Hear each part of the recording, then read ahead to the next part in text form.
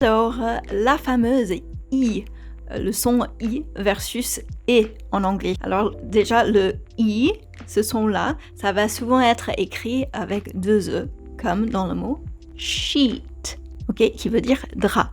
Et puis il y a l'autre son E, qui est assez proche si on n'est pas habitué à reproduire et à reconnaître le son, qui se trouve dans un gros mot. Et pour vous montrer en fait comment faire, je vais vous montrer où se trouve ma langue en fait. Donc je vais ouvrir ma bouche beaucoup plus que normal pour ces mots, pour que vous puissiez voir ma langue bouger.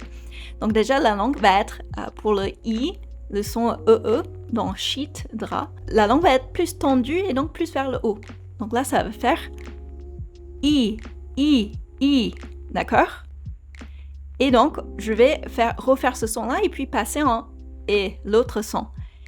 I, et. Vous avez vu ça? C'est descendu un peu, c'est relâché un peu. I, et. Comme dans le gros mot, ok? Donc ça, c'est la base de la différence entre ces deux sons. Bon courage. Tu peux te dire que tu ne risques pas trop de te tromper, en fait, si tu vas éviter un gros mot. Parce que le son 2 E en anglais, le sheet, le drap, c'est un son qui existe en français. Alors que le son du gros mot, c'est un son qui n'existe pas. C'est un peu entre le I et le E, comme dans trait, pardon. Mais c'est pas la même chose, ok?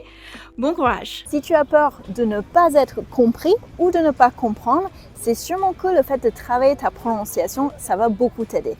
Comme c'était le cas pour mon français. Je fais un événement à cette date ici et ça va sûrement beaucoup t'aider.